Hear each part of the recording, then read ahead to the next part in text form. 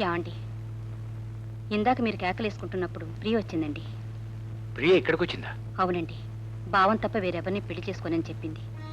ఈ మధ్య అన్నయ్య వేరే సంబంధాల ప్రయత్నం చేస్తున్నాడట.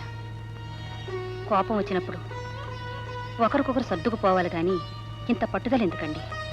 మీరు కానీ అబ్బాయి కానీ ఒకసారి వాళ్ళ ఇంటికి వెళ్ళి మాట్లాడిస్తే బాగుంటుంది. అయ్యా, అయ్యగారు వచ్చారు. ఏ అయ్యగారు? ధర్మారావు గారండి. ఎందుకట? తెలియదండి. నేను అర్జెంట్ పని మీద బయటకు వెళ్తున్నాను. రా బావా. ఏమిటి విషయం? నీతో కొంచెం మాట్లాడాలి. తర్వాత మాట్లాడదాం. బావా,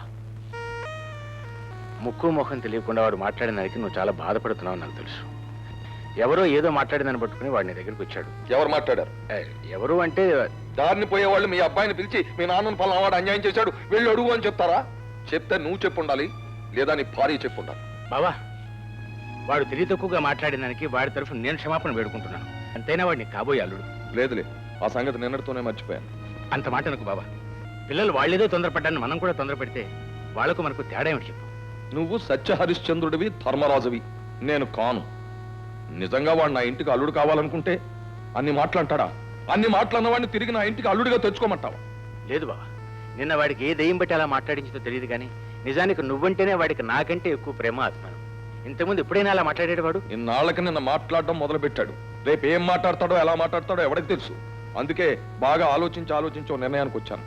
పొద్దుటే ఒకరికి మాట ఇచ్చేశాను. అవును, నీ కొడుకు కంటే గొప్పవాడిని, స్థితిపరుణ్ణి తీసుకొచ్చి పెళ్లి జరిపిస్తాను. ఆ పని నువ్వు చేయలేవని కాదు, ఆ సమర్థత నీకు లేదని కాదు బాబా.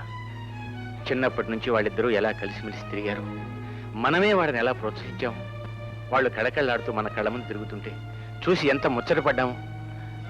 ఇవాళ కావాలని వాళ్ళని మనం విడదీస్తే అంతకంటే అన్యాయం ఏమైనా ఉంటుందో చెప్పు. ఆ తప్పు నాదంటావా? పోనీ ఆ తప్పు నాది అనుకో బావా. నా మాట వీల్లేదు, మాట ఇచ్చేసాను చెప్పానుగా.